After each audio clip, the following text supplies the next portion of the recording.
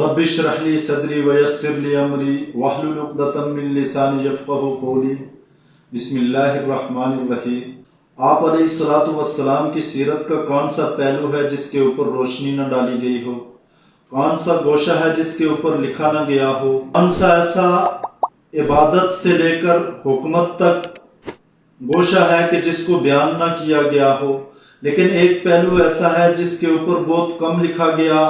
بہت کم بولا گیا، اس کو اس طور پر واضح کیا نہیں گیا کہ جس طور پر کرنا چاہیے تھا۔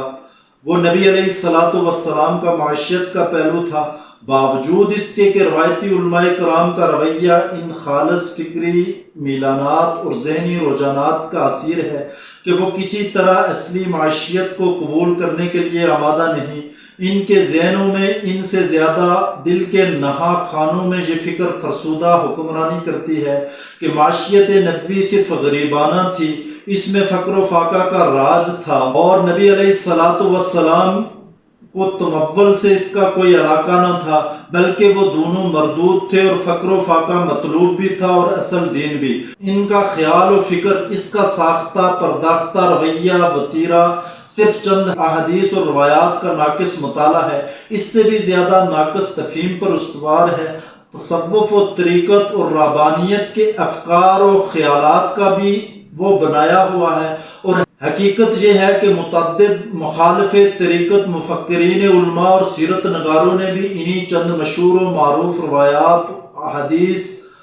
اور راسخ مضمومات کی بنا پر معاشیت نبوی کو فقر و فاقہ پر ہی منحصر مانا ہے۔ طرفہ ستم یہ کہ فقر و فاقہ کا راگ الاپنے والے اور معاشیت نبوی کے غریبانہ ہونے پر فکر کرنے والے اصحاب طریقت و دین اپنی اپنی معاشیتوں میں غنائے دل سے زیادہ غنائے مال کا مظاہرہ کرتے ہیں۔ ان کا شخصی رہن سہن، منزل و مکان، اسباب زیست، اکل و شرب اور دوسرے تمام لوازمات حیات مالداروں اور متمولوں کی سطح کے ہوتے ہیں، اور بسا اوقات وہ ان کو بھی شرماتے ہیں۔ فراخی و کشادگی آتے ہی سیم و زر میں کھیلتے ہیں، اور زرعی مسندوں پر تشریف رکھتے ہیں، اور سونے چاندی کے نوالے حلق سے اتارتے ہیں۔ متعدد مفکرین ملت اور اکابرین علت کا مشاہدہ کیا، اور دوسرے ہم سے زیادہ کرتے ہیں کہ وہ صرف رؤساء اور تاجران قوم اور غنائے ملت کے ہاں دوران زیارت و سفر قیام کرتے ہیں، اور حضر و قیام کے زمانہ میں ان کی معاشیت کسی طرح فقر و فاقہ کی سرمستی نہیں رکھتی۔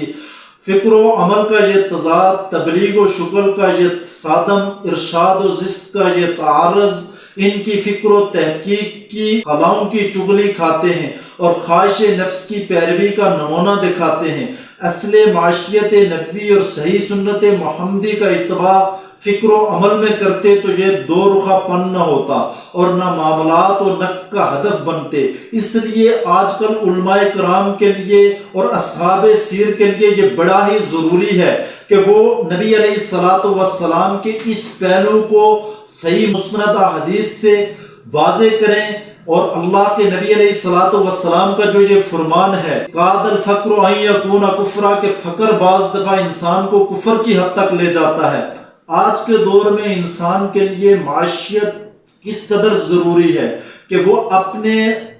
ضروری لوازمات کو پورا کر سکے، وہ اپنی بنیادی ضروریات کو پورا کر سکے۔ تو نبی علیہ الصلوۃ والسلام کے معاشیت کے وہ پہلو کہ نبی علیہ الصلوۃ والسلام نے سواری کون سی رکھی، نبی علیہ الصلوۃ والسلام نے خوشی کے موقع کے اوپر کس طور پر دعوت کی، ان کے آمدن کے کیا کیا ذرائع تھے، مال غنیمت سے نبی علیہ الصلوۃ والسلام کو جو اشیاء ملتی تھی ان کا استعمال وہ کس طور پر کرتے تھے، یہ سارے پہلو واضح کیے جانے چاہیے، تاکہ یہ بھی سیرت کا ایک نمایاں پہلو ہے، تاکہ لوگوں کے پاس اس کے اوپر عمل کرنے کے لیے حجت بھی ہو، اور نبی علیہ الصلوۃ والسلام کی سیرت بھی ہو۔ اور یہ ساری بات معاش نبوی کتاب سے جو پروفیسر ڈاکٹر مولانا محمد یاسین مظہر صدیقی صاحب ہیں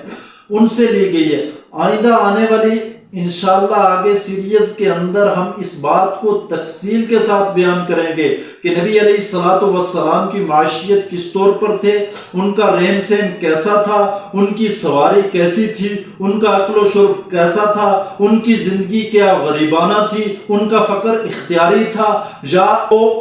اللہ تعالیٰ نے ان کو کوئی چیز عطیہ کیا ہی نہیں تھا، کوئی چیز دی ہی نہیں تھی، انہوں نے ساری زندگی فاقہ و مستی کے اندر ہی گزار دی اور اسی کی ترغیب دی، ایسی بات نہیں ہے، بلکہ نبی علیہ الصلوۃ والسلام کی معاشیت کے پہلو کو آج کے دور میں اجاگر کر کے لوگوں کے سامنے لانا چاہیے، تاکہ وہ سیرت کے اس پہلو کو بھی بنیاد بنا کر اپنی ضروریات کو پورا کرتے ہوئے نبی علیہ الصلوۃ والسلام کا جو عالمگیر پیغام تھا اس کو پھیلا سکیں، اس کو بڑھا سکیں، اس کے لیے اپنا وقت صرف کر سکیں۔ تو اس کی سوچ اسی وقت انسان کے پاس آئے گی کہ جب انسان کی بنیادی ضروریات معاشیت نبوی کے پہلو کے ساتھ اس کے سامنے اجاگر ہوں گی۔